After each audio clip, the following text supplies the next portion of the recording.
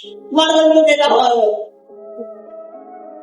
কষ্ট করো। এই স্মার্ট হেলথ থেকে কি হয়? একটা স্টোরি বলবো, শুনবো? আচ্ছা, এখানে প্রতিযোগিতা হচ্ছে ভাই, প্রতিযোগিতা। যে প্রতিযোগিতায় কি হচ্ছে, বিশ্বের নয়, ওই এলাকার মানে ওই রাজ্যের সব থেকে অলস ব্যক্তি তাকে অ্যাওয়ার্ড দেওয়া, ওই এলাকার সব থেকে বড় অলস তাকে অ্যাওয়ার্ড দেওয়া।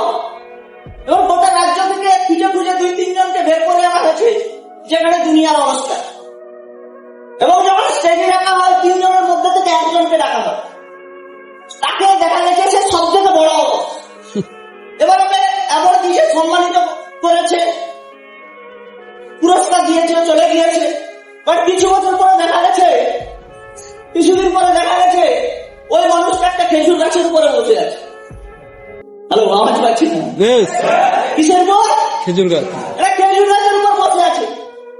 তখন যারা অ্যাওয়ার্ড দিচ্ছিল সে সংস্থা বলছে যে এতটাই অলস সে খেজুর গাছের উপর কি করে ভাই বসে আছে?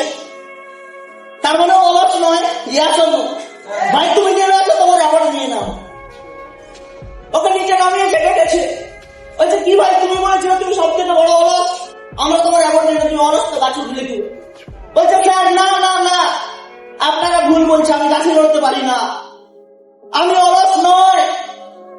একচুয়ালি আমি যেখানে বসেছিলাম ওখানে কেউ এসে একটা পুল বিচে রেখে দিয়ে গেছে, ভাই গাছ হচ্ছে, আমি উপরে উঠে গেছি। আজকে 5-7 বছর পরে উপরে উঠে গিয়েছি। স্মার্ট ভ্যালু চেঞ্জ সিস্টেম গল্প মোরাল স্টোরি কি? তুমি ভাই দুনিয়ার যতই অলস হোক না কেন, কিচ্ছু পারো না, বোকা বোকা কানা ঘোড়া যাই হোক না কেন, স্মার্ট ভ্যালুর বীজ যদি তোমার নিচে থাকে না, তোমাকে এখান থেকে 10 বছর 12 বছর একটি গাছে চড়িয়ে দিবে।